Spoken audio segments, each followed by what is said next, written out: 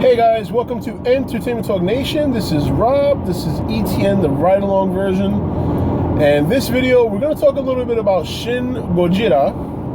Yes, because it comes out soon here in the States, next week to be specific. It's going to run for a week from October 11th, I believe, to the 18th, 17th or 18th. And I know a lot of you guys are excited to go check it out.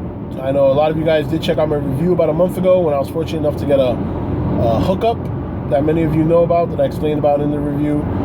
And this video, I kind of want to talk about on a more positive end. I do want to discuss some of the things about the movie that I did like.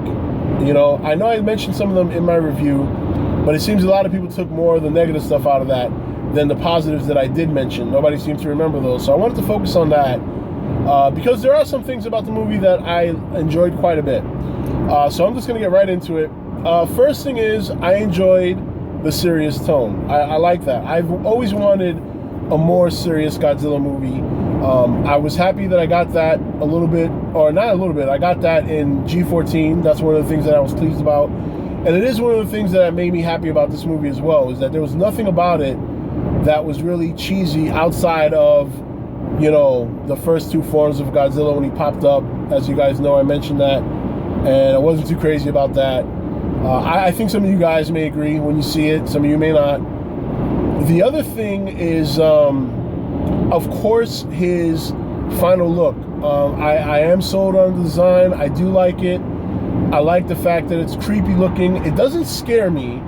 It doesn't necessarily strike fear into me, but it doesn't mean it's a bad design. I actually like it. It's grown, you know, I was always 50-50 about it when it first came out, and I said I'll decide on it when I see the movie. When I saw the movie, I was like, all right, good. I like it. It's different.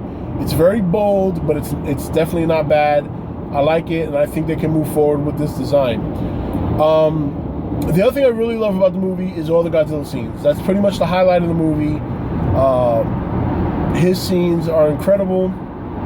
His destruction scene is eye candy. As much as I don't like, and I will never like, the laser from the tail and the lasers out of the back, I really do think that's ridiculous. But even with that, the scenes themselves are very, very good, very well done. I did mention in my review as well, the other thing I really liked, and this is another thing I also liked about G14, the camera angles. Some of the best shots of Godzilla in any movie you'll see is a shot looking up at him from the angle, and it always gives you an idea of the scale of the monster. I find those shots to be a little bit more intimidating. They can strike a little bit more fear. And Anno does a great job with his angles in this movie. I really thought those were good. The other thing I liked too was the special effects. I thought were great, and I love the fact that they went CGI. It's something I wanted them to do. They did it. They went full tilt after it with some motion capture. And I believe, I've told you guys plenty of times, I believe that motion capture as well as CGI are a good marriage of suitmation and special effects. You know, I know a lot of people out there that love suitmation. There's a lot of people who swore by suitmation for this movie, and you're not getting it. You're just not. There was some man in the suit stuff that they tried, and some puppeteering they tried, but I believe all, if not most, of him is CGI. And while it's definitely not where Hollywood is, it is such a drastic improvement from where they've been. It's very encouraging for what the future holds. So I think, so those are the things. The music, I didn't even mention it. The music is just great. I mean, you're gonna get the classic music, you're gonna get new music. I personally thought the classic music fit a little bit better, but maybe that's because nostalgia, you know what I mean? But I really do think the classic music fit better than the new music. And it's not to say that the new music was bad, it's not, but when the classic music hit, it was good. Those are pretty much the points of the movie that I thought I enjoyed. A couple of people asked me, am I gonna see the movie in theaters? I want to, but there's only 2 theaters in the state of Massachusetts right now that are showing it, and they're both in Boston, and quite frankly, navigating through Boston is not fun. It's not something I look forward to doing. And if I hadn't seen the movie already, I probably would go. But because I've seen it, I'm going to lay off on that. But, you know, those are some of the positive things. You know, if I had to compare Shin Gojira, I would compare it with 84, which is one of my most favorite movies.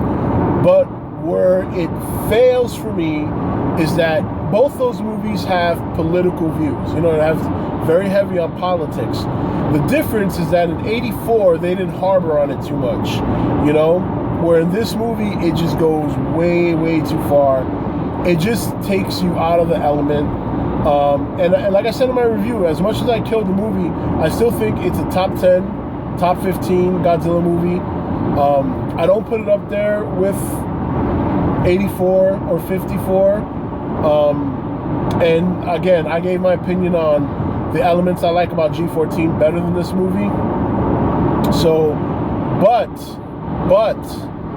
I think it's a good way for them to start. I don't think this is the last evolution of Godzilla we'll see. I think this particular Godzilla is going to evolve further. Because I really can't see him fighting other monsters without having other tangible skills or tangible characteristics that he could depend on in a fight other than his breath. Because as destructive as his breath seems, it's both his greatest strength and his greatest weakness. So I think he needs something more to bring to the table in a fight. So we'll see. We'll see what happens. But that's pretty much it. I got messages popping up over here.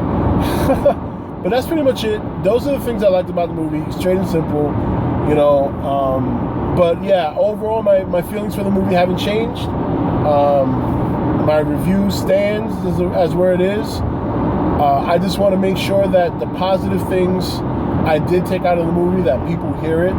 Because I think people were harboring too much on the negative stuff I was saying and not trying to see that I was being as objective as possible. You know, I can't, it's easy for me to just play to the crowd and say, yeah, I love it, it's the greatest shit since sliced bread. And then everybody's happy and everybody wants to view my review because I love it. And I don't do that. That's just not my style. I'm going to tell you exactly how I feel. I'm going to tell you what I like, what I didn't like, and that's that. And that's what I did. But a lot of people focus more on the negative than they did the positive. And that's that. So hopefully you guys enjoy the movie. I know I'll hear a lot of people and how they felt about it sometime late next week, and I'm looking forward to that. And then once I get a vibe of how people feel and things like that, then we can, you know, discuss it some more going forward. And then we have a lot of things to look forward to in 2017, starting with King Kong. And we'll talk about that a little bit more in the coming weeks as we draw closer to that. But anyway, guys, that's it for this video. Thank you for joining me on the ride along. I'll see you guys in the next one. Take it easy. This is Rob signing off for E.T.N, where we don't do news.